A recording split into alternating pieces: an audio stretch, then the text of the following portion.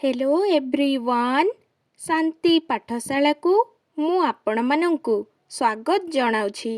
आजिकार एक नूतन वीडियो रे आमे आलोचना करिबा एक सुंदर रचना विश्व प्रसिद्ध पिपिली चांदुआ। जदि एबे पर्यंत आपण चैनल को सब्सक्राइब करिनाहांती तेबे सर्वप्रथमे सब्सक्राइब करिनियंतु एवं बेल आइकन टिकु प्रेस करि दियंतु। चलंतु भिडियोटी को आरंभ करिबा। चांदुआ ओडिशार एक पुरातन हस्तकला। ओडिशार पिपिली चांदुआ तियारी और रप्तानी क्षेत्र रे देश विदेश रे सुनाम अर्जन करिछि। पुरी कोणार्क बुलिबाकू आसुथिबा पर्यटक पिपिली चांदुआ किणिबाकू आदो भूली नथांती। आउ समय परिवर्तन सहित चांदुआ कारीगर निजर डिजाइन रे मध्य परिवर्तन करिछंती।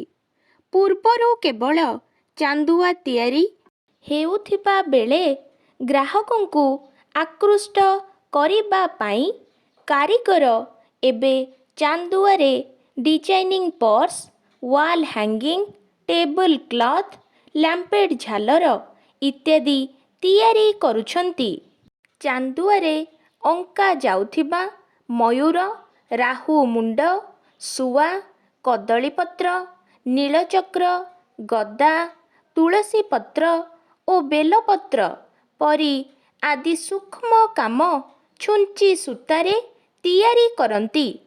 एहा परे मेसिन रे एसबु जोड़ेई करी थांती।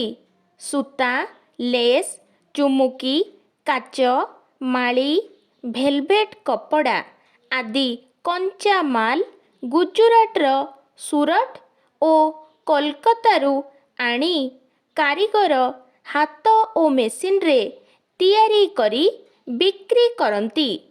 हेरा पंचमी दिन मठ परिसर रे चांदुआ निर्माणर कार्य अनुकूल हुए। नीलाद्री विजे दिन रत्न सिंहासन रे चांदुआ बंधा हुए। एही चांदुआ एबे शिल्परे परिणत होइथिबा बेले पिपिली अंचलर हजार हजार परिवारर मुख्य रोजगारर माध्यम होइछि। चांदुआ ओडिशा हस्तकलार एक पुरातन अंग। एहा श्री जगन्नाथ संस्कृति सहित अंगांगी भावे जड़ित। पूर्वरु पिपिलीर चांदुआ कारीगर महाप्रभुंक उद्देश्य रे चांदुआ निर्माण करी जोगाउथिले। केवल सेतिकी नुहे सारा राज्य को पिपिलीरु चांदुआ विभिन्न पर्वपर्वाणी पाई जाउथिला।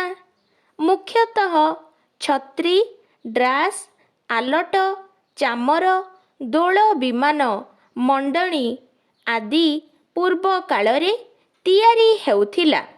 पिपिली चांदुआ को विश्व दरबार रे पहुंचाइबा ओ कारीगरंकु रोजगार बढ़ाइबा उद्देश्य रे राज्य सरकार चांदुआ सोसाइटी गठन करिथिले।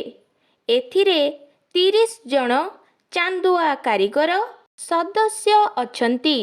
तेबे पुरी भुवनेश्वर नूतन राजपथ पाई पिपिली रे बाईपास रास्ता हेबा परे पर्यटक आउ पिपिली पटे आसु नथिबा हेतु व्यवसाय मांदा पड़ी जाइथिबा चांदुआ कारीगर कहिछंती।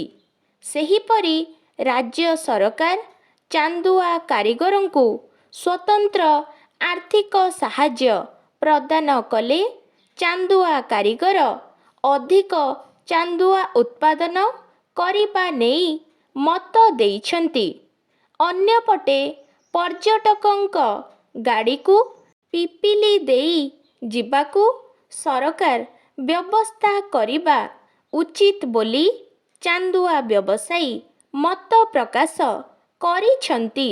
ଦିଲ୍ଲୀ ଦରବାରଠୁ ବଲିଉଡ୍ ଦୁନିଆ ସବୁଠି ପିପିଲି ଚାନ୍ଦୁଆ ଛାପ ପଡ଼ିଛି।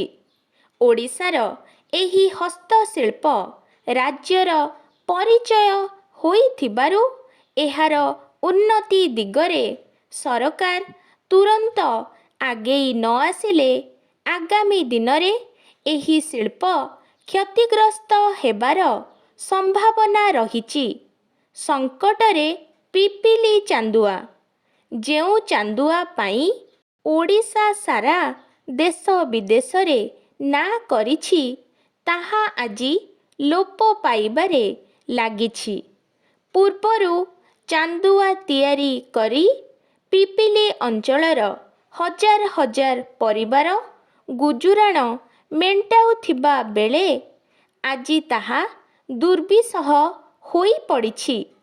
ଆନ୍ତର୍ଜାତିକ ବଜାରରେ ଚାନ୍ଦୁଆର ପ୍ରଚାର ପ୍ରସାର କମିଥିବା ବ୍ୟବସାୟୀମାନେ କହୁଥିବା ବେଳେ ଚାନ୍ଦୁଆ ଭଳି ପୁରାତନ ହସ୍ତ କାରିଗରଙ୍କ ଭବିଷ୍ୟତ ଅନ୍ଧାର ଆଡ଼କୁ ଗତି କରୁଛି।